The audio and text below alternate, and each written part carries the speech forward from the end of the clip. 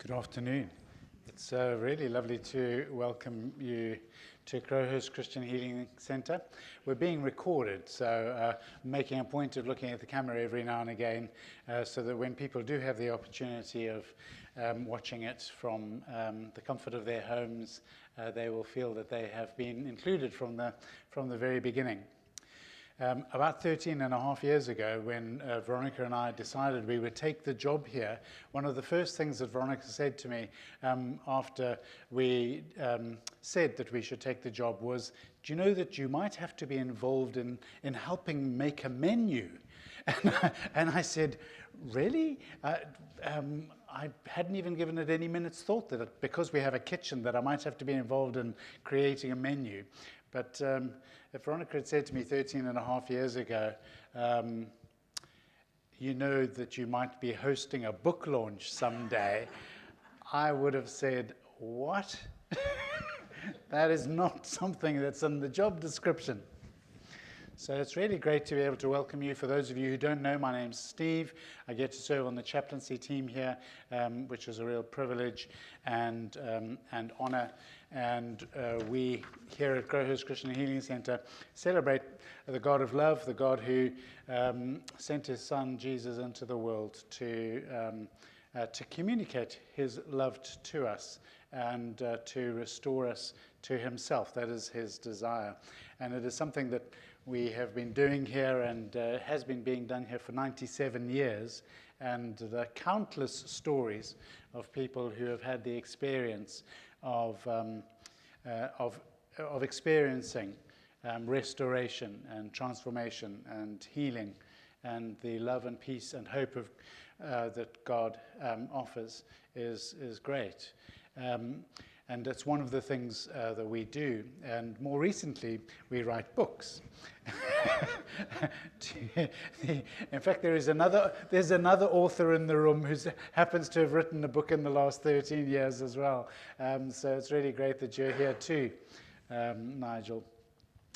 But we've had an extraordinary experience of the last 6 or 7 years, not least of all the experience of COVID, which I can't remember if it started before COVID or if it actually started during COVID. It started during COVID.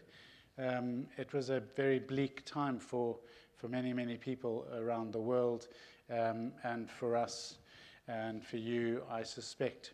But we do hear occasions of some lovely stories of the things that came out of that experience, and I suspect this is one of those that has come out. I have come to learn something about writing books in the last few years, and it isn't just a case of as we did on the 16th of October 2023, just over 2 years ago, on the 16th of October, when Suzanne and I were sitting in her office and we prayed before we pressed the button to send off the draft to the first publisher that we looked at, because there have been there was more than one publisher that we sent some of the book Elijah, A Pilgrimage of Healing to. And we did that back on the 16th of October 2023, which seems 2 years ago. But you will probably know there is much more to writing a book than having a publisher. So I want to just give Suzanne the opportunity of answering the question, because it's more in your head than it is in mine, I suspect. Answering the question, why Elijah, and when did it start? Well, it started in your office, actually. During probably the second lockdown of COVID, so whenever that was now,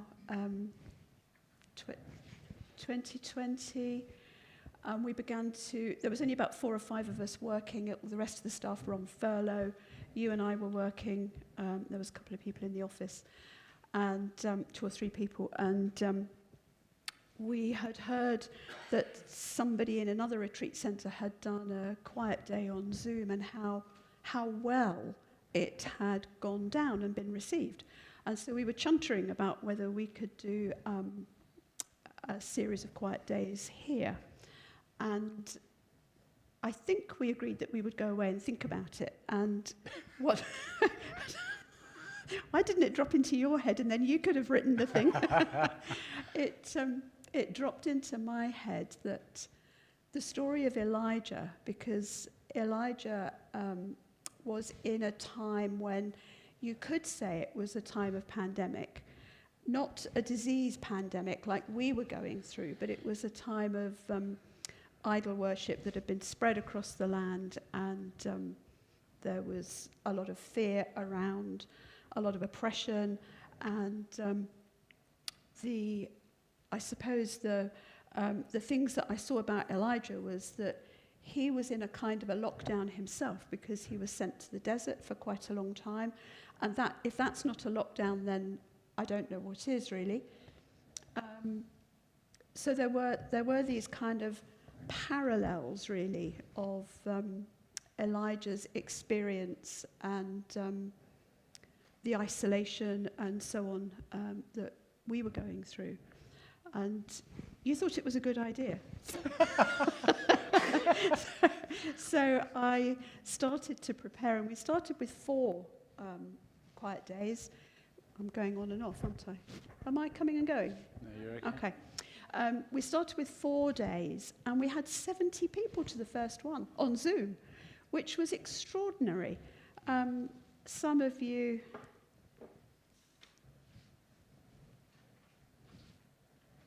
Yeah. I'm very pleased to see you. It's all right. You are very welcome. It's great to have you, Glenn. My brother, in case you're wondering. What was I saying? You were talking about Elijah? Quiet days. Quiet days, yeah. So it was my idea to use Elijah, and I planned these 4 days, and we had 70 people to the first Zoom, and those 70 people basically came back every week. And I'd only taken 4 snapshots, and the demand, in a sense, to carry on the story a bit was very definitely there. Some of you here actually attended those Zoom days. And then we tacked 2 more on to the end, and I think that was from about February, March time of 21 through to May-ish, because we had to jump Easter. And the 70 people came back. It's a very funny experience doing a quiet day on Zoom, but it seemed to work. And I think the first seed got planted then. Yes.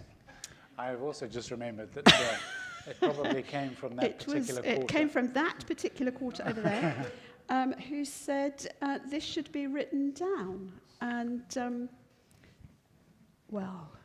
that seed didn't go anywhere, I don't think. Not then, but didn't forget.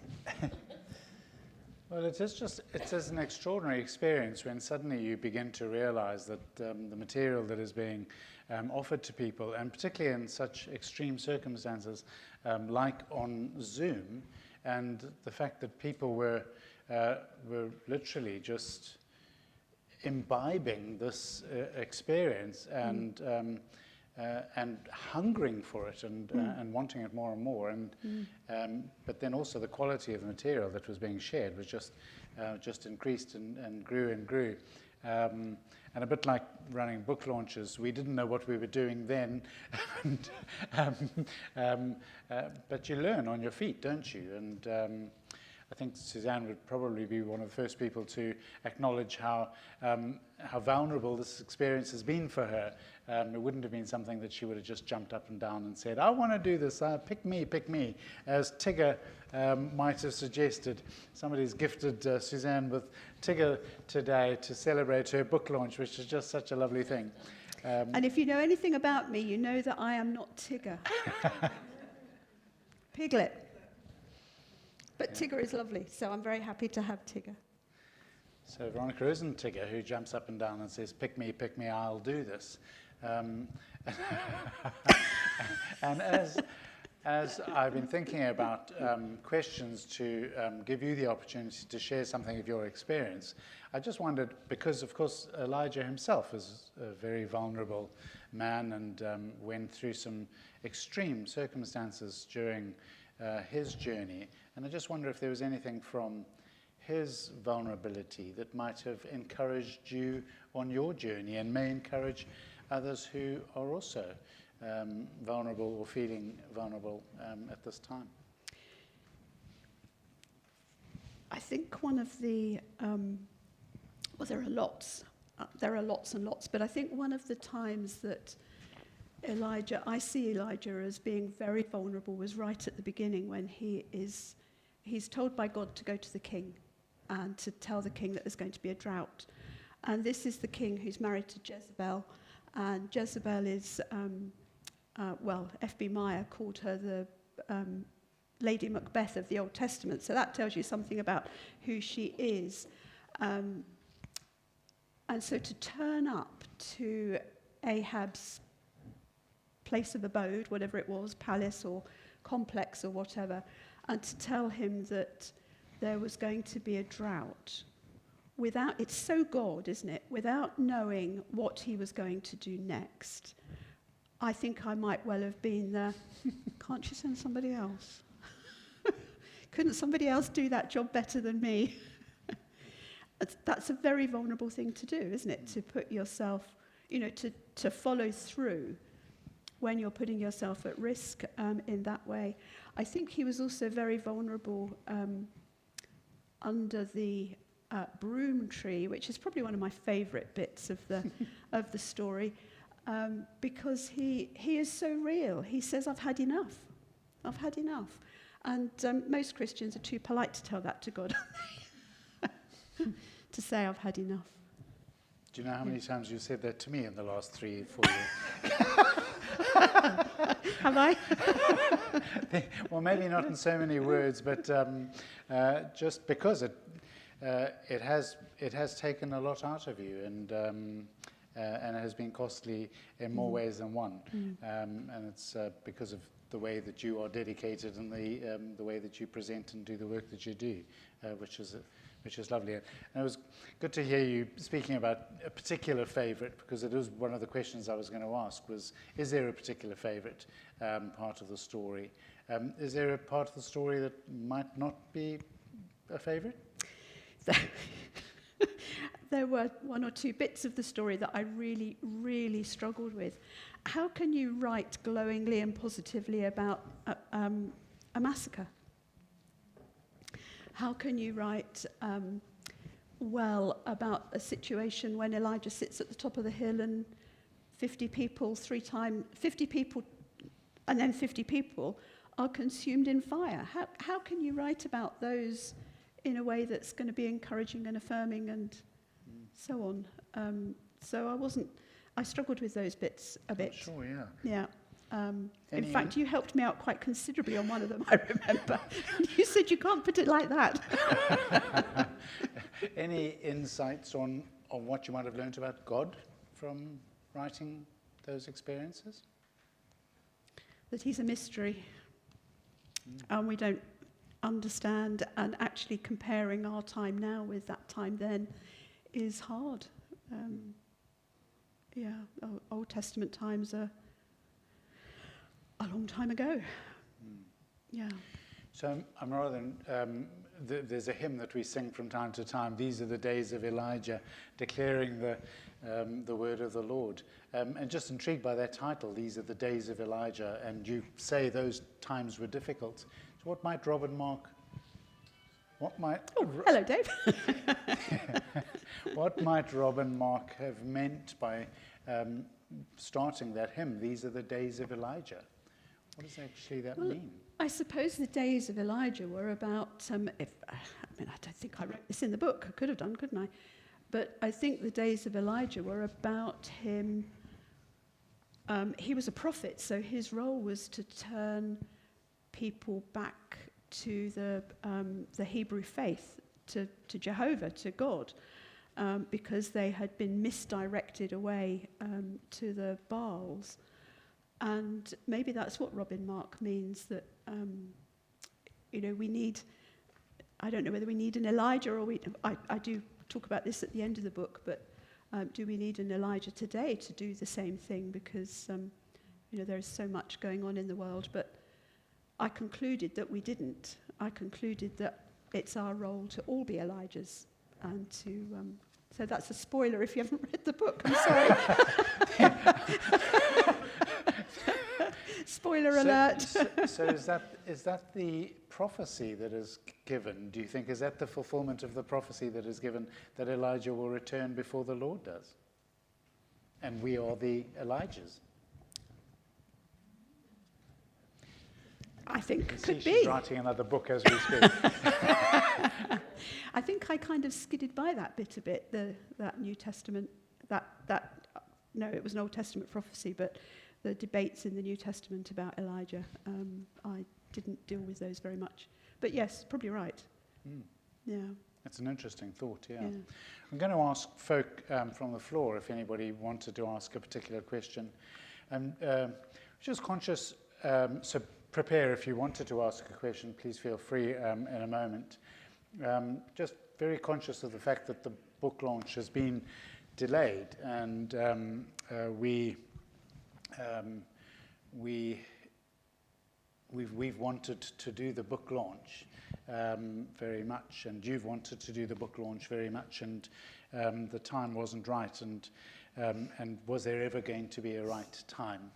And for some of you may not know that Suzanne's family experienced a terrible tragedy just over a couple of months ago, and I just quote you, Suzanne, in your book. There's no doubt, though, that when someone dies suddenly and unexpectedly, the family are denied many significant conversations, and particularly the opportunity to be at peace with themselves and with others. And that has been your experience. You've experienced the death of your dad suddenly and unexpectedly. And I just wonder if you wanted to acknowledge Dad today, who would have been sitting on the front seat if he had been here alongside Mum. Yes. It's been a really, really hard time, and really, in regard to the book, really hard, because he knew it was happening, and all the way through he would say things like, so when are we going to see this book then? When am I going to get a chance to read this book?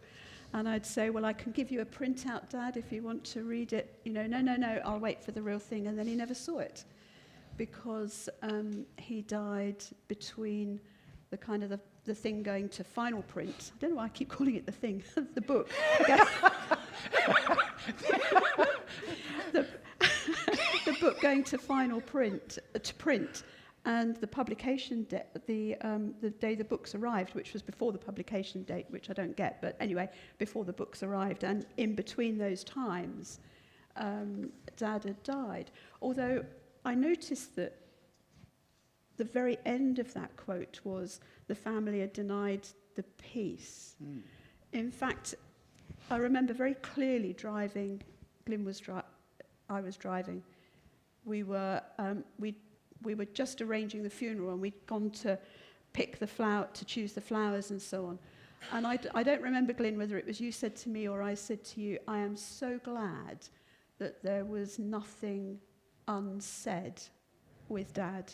That my last words had not been crosswords or an argument or, anything like that. There was nothing unsaid, nothing unspoken, nothing that I could regret and therefore lose peace over.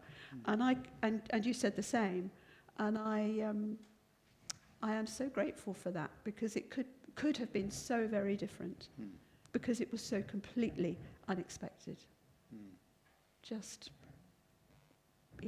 I saw him the day before, driving, walking the dog, and the next morning he'd fallen down the stairs, and that was it. Dee, thank you for the courage of sharing that, and it's really great that Glyn's here to be with you this afternoon. I'm going to ask, before we ask Suzanne to read the shortest chapter in the book, so that we can get to tea, before Suzanne reads some of the book, does anybody want to ask a question from the floor? Judith. What surprised you? What surprised I'm repeating me? the question so that the folk at home can hear.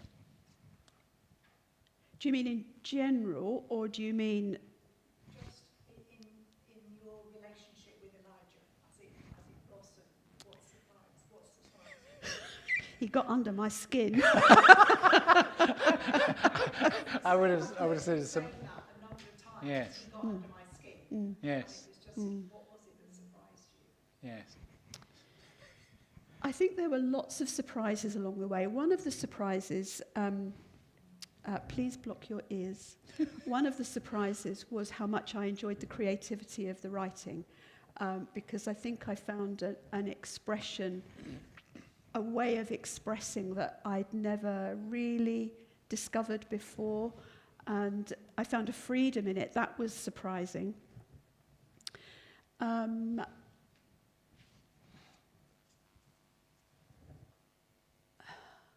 I enjoyed the digging around. I didn't enjoy the editing, but I was surprised by how much I enjoyed a lot of the process. There was pressure and, deadlines and all those sorts of things, but the creativity bit was great. I really enjoyed that, and I was surprised by it. Yeah. Yeah, I think one of the things that I've been surprised by is how much paperwork is required to have a book written.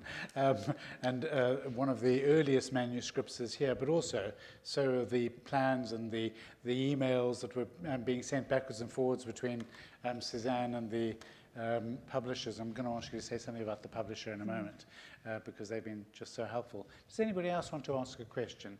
Richard? Yeah, I'm just always interested in the title of the book. Did you go in with that title in mind? No. At the very beginning, or did you get to the end of the book and then said, okay, what am I going to call this? The questions about the title, I'm just repeating from the recording. Questions about the title of the book. Yeah, the title was an agony, actually, because I started out with a kind of a working title. It was something like Elijah, a man like us, because that's a quote from James, and or a man just like us, or something like that. And that was my working title. And then I'd written half of the first draft, and I suddenly realised, this is Crowhurst Christian Healing Centre. I work in Crowhurst Christian Healing Centre. This is about healing.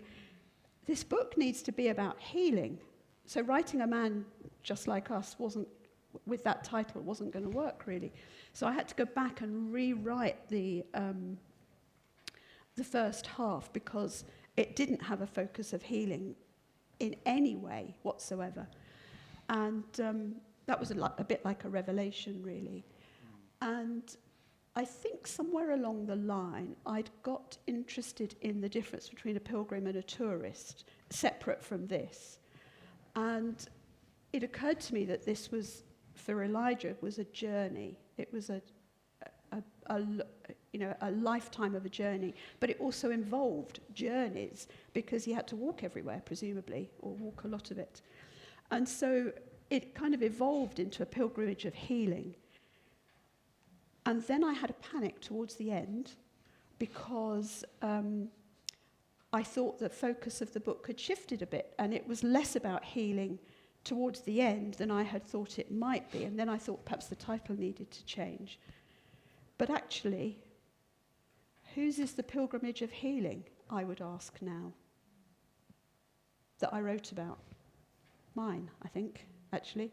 I didn't set out to write that's always very, what's the word? Indulgent, I think. I didn't set out to write a book about me, and yet quite a lot of me is in there. More than I bargained for is in there. So, it was very much an evolving thing. And once I'd given it to the publisher, they didn't let go of it, so they were happy with it, I think.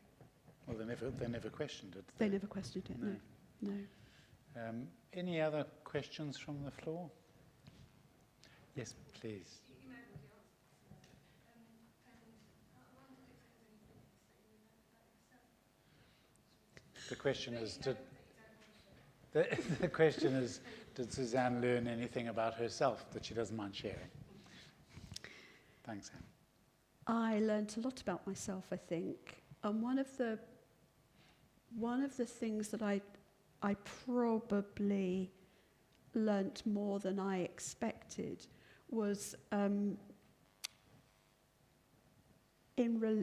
it's a very specific thing, and it's in relation to something that happened when I was a student nurse at the end of my first year of training.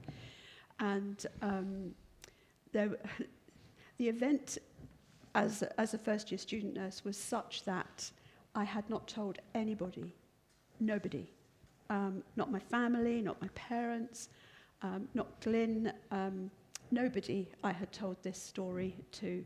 I hadn't told my colleagues at the time, and it came out 30 years later. And when I think Mum and Dad had asked me to speak at the Cameo lunch group that they ran in their church, and they asked me to talk about my story as a nurse. And I gave the story there. And of course they were horrified that they didn't know that I had nearly left nursing at the end of year one because of this, not interaction, but this incident, I suppose, in looking after this young teenage girl who was probably only a couple of years younger than me. And that had always been a puzzle to me. I couldn't work out why I had such a profound reaction. And it was almost like every draft of the book took another layer off the onion until I got to the point where actually I understood probably what that was about. And there were several, that's probably the biggest one, but there are several other examples where I learned something about myself. And in fact, I had to say to Glyn, there's things in the book that you don't know about me before you read the book. And that actually entailed quite an interesting conversation then, didn't it? But yeah. Thanks. Yeah. Anybody else? Hilary. Do you know how many hours you spent? And did you keep any kind of diary or journal about the experiences you went through? How many hours were spent writing the book, and did you keep a diary going through the experience? I've no idea how many hours, but hours and hours and hours and hours. And some of those hours were in CCHC time, and some of those hours were in my time. And when I was in a writing phase, it was like I lived it day and night, really. I would go to bed thinking about something and suddenly would get up and write something because it had come to me in the middle of the night. Or the following morning, or be sparked somehow. I don't know. But what I would say is it took me 2 years probably to translate what essentially were preaching notes, because I had moved from Quiet Day to I had preached my way through Elijah's life a couple of times, so I'd broken his life down into little tiny chunks. And so there was lots of preparation in the preach, in all of that, so I have no idea. But I think it took me 2 years to translate my preaching notes, which are basically basic bullets. And I fill in the spaces in between as I speak, so it's quite spontaneous. Into something that people would read, where actually the bits in between the bullet points aren't there. So I don't know how many hours, but quite a lot of my life. And the diary, did you keep a diary? Well, Nigel told me at the beginning of the journey how important it was to keep a diary, but I suspect that my diary was nothing like as good as your diary, because you'd kept, I think, a notation of all the ups and downs of the journey. But I did write some of the things in my journal of the things that had particularly struck or hit home, or so kind of, but not in the way that is very evident, I think. Thanks, Hilary. Anybody else? Do you want to speak about the thank you? Do you want to just say a word about Instant Apostle? And just the lovely picture they chose for the front. Yeah. That was their inspiration. Do you want to tell us about the picture on the front and say something about Instant Apostle, please? Instant Apostle are a Christian publisher who publish between 12 and 20 books a year. So it felt like that, my goodness, and you've said yes to me. And they work quite quickly. Once they'd got the draft, they then turned it round. You know, I would send the edits back on a Friday, and it would be back on my desk on Monday morning, and I thought I'd got at least a week without it. So, oh my goodness, it's back. I have to say that they were a very small group of people. There were about 5 of them. There was the chief lady, there was the editor, the lady that did the cover design, a guy that seemed to do all the kind of pulling it together, and somebody else. So very small publisher. I never met any of them. I had a Zoom with the chief exec lady almost 12 months ago to the day, just a couple of weeks out. What did I say? It was the 11th of December last year. And that probably was one of the biggest surprises of the lot, actually, when she said, at the beginning of the Zoom conversation, I'm expecting to offer you a contract at the end of this conversation. What? So they were really helpful. The editing process was pedantic to the extreme, but helpful. Some of the comments of the proofreaders must know their theology, because they came back with questions that, what? Oh, and I had to go away and unpick what I'd written and rewrite it. But it made it better, so I was grateful for it. They were unfailingly helpful and just good to work with. Really good to work with. And then when I disappeared off the scene, you communicated with them for me, didn't you? So they were just very, very, very helpful. And gracious from beginning to end, yeah. Tell us about the cover, please. The cover was their first go, so we didn't go through lots of iterations. And my sense is that it is Elijah in the cave, which is why it's dark. And he is kneeling, because you can just about see his feet, and he's looking out of the cave. And so you've got the mountains representing the earthquakes. You've got the lightning representing the storms, and the fire, which could be both the fire and the Holy Spirit. So, and he's on his knees and he's worshipping. So he's kind of come out of the cave and ready to kind of make the journey back. Thank you. Thank you. Is there a bit of the book that you'd like to read? Would you want to read some of I thought you'd chosen something for me. No. Oh. I thought... Well, I hadn't found it, you see, because I thought that's what you were going to ask me to do. Okay. If I was going to read something, I don't know where it is now. Not heading to the mountains. The broom tree. It's got to be the broom tree. Is the distribution worldwide? I know it's on Kindle because I just looked. It's Amazon, yeah. Yeah. Amazon, Eden. There was one other. The other one, I can't remember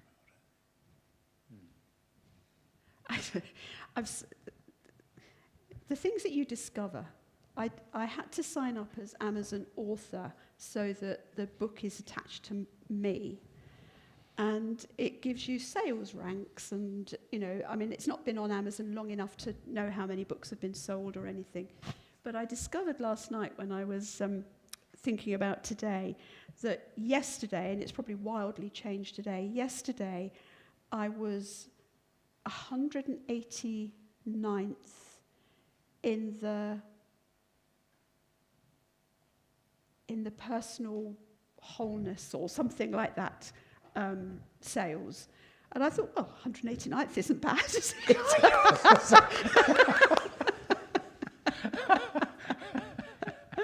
Something like that.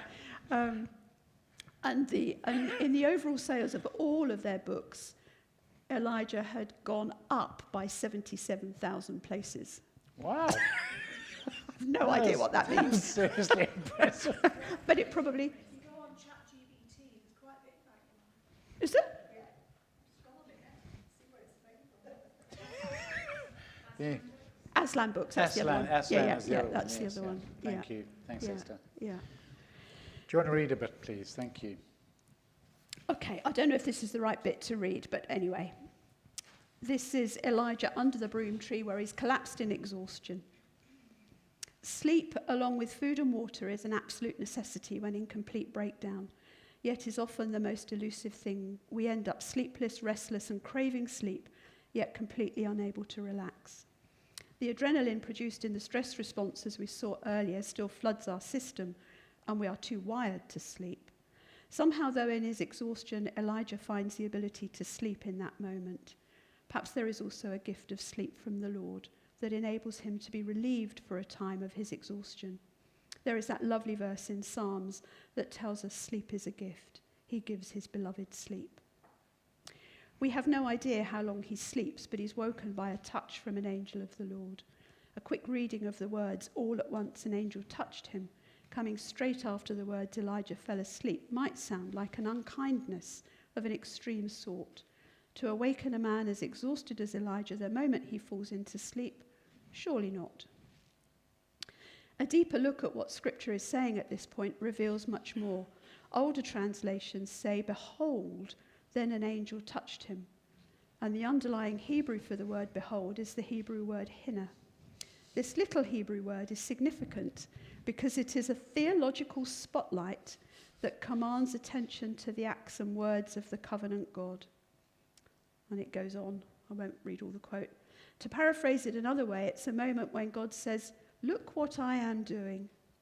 At the moment of Elijah's greatest and deepest need, the Lord is very present with him, saying, "This is a significant moment. This is a turning point for you, so look at what I'm doing." From Elijah's point of view, I doubt that it feels like a turning point, but it might well give him hope that all is not lost. Perhaps with the benefits of hindsight, the wisdom that's acquired over time, Elijah might be able to look back at this moment and recognize the turning point. He may be able to see the gift the Lord gives him, the gift of hope, but also the practical matter of food and drink. Thank you. Thank you. Folk, you'll be pleased to know that the book is on sale today, 25% discount, and we're going to adjourn in a moment to go and enjoy some tea and cake, and Suzanne will be available to sign books if you wanted her to sign a copy, your copy, the copy you've bought, or the copies you're going to buy. It's a great book to give people for Advent, by the way. So you might want to buy a few. Or Christmas presents as well. And Epiphany, why not? There's a lovely prayer that Suzanne found during the quiet days that she led, which was prayed at each of the quiet days. And I'm going to ask Esther to put it on the screen, and it'll give us the opportunity of just praying this Carmelite prayer based on the life of Elijah together, if you'd like to join us to do that, just to wrap up our time together here. Thanks, Suzanne. Together. O Lord, the God of Abraham, Isaac, and Israel, you alone are God. Your servant Elijah lived in your presence and acted on your word. Help us to drink from the well of his wisdom.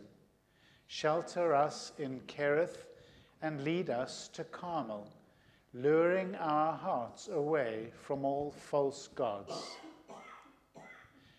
Open our eyes to the needs of those suffering.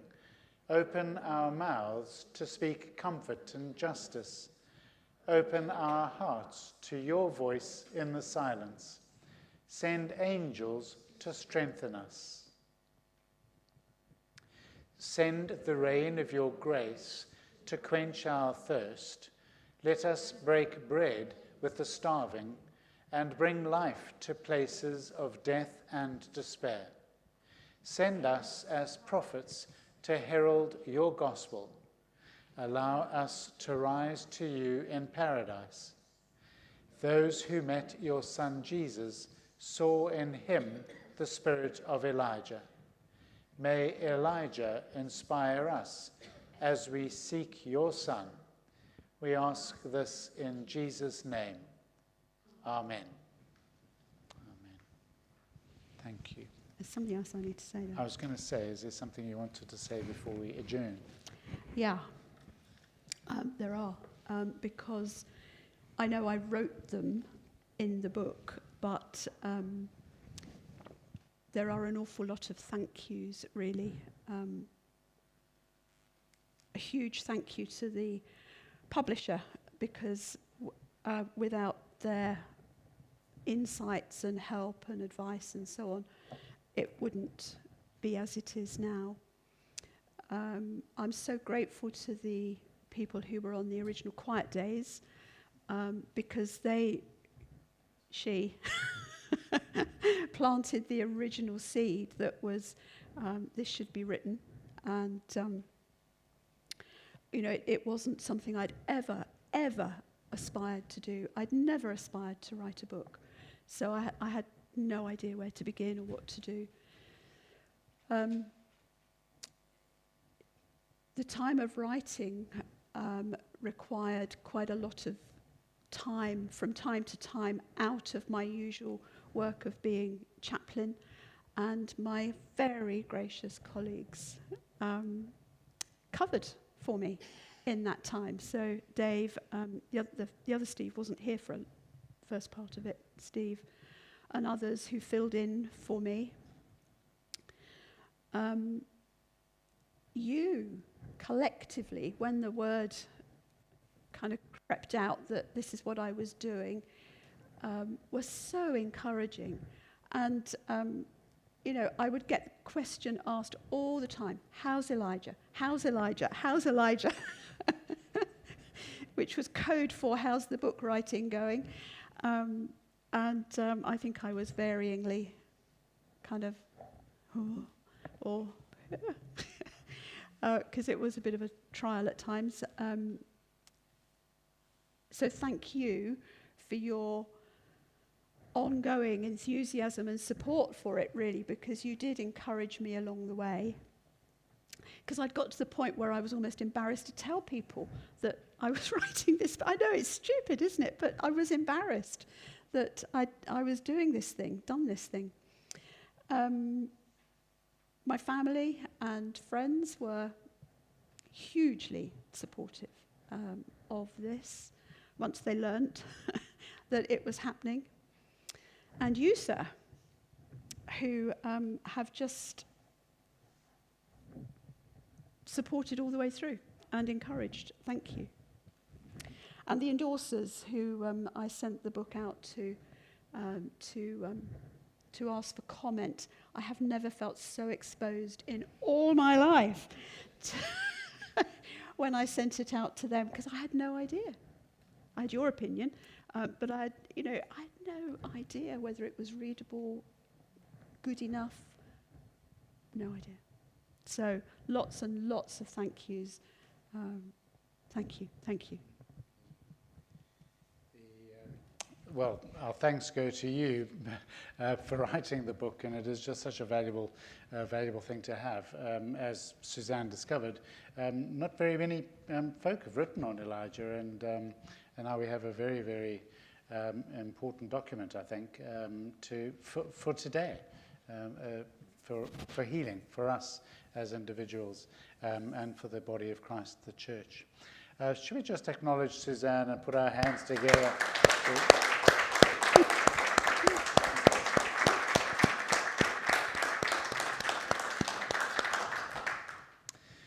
Great, folk. We're going to adjourn to the lounge where there is tea and cake available for us to enjoy, to mingle together, and to give Suzanne the opportunity to sign books and breathe. And breathe. Thank you so much for coming. Thank you for those of you who've shared the opportunity online. Thank you, Elijah. Esther, otherwise known as Elijah. Thank you. Thank you, Esther, for looking after the technology this afternoon. Thank you so much for coming. Really appreciate it. God bless you as you go. Thank you.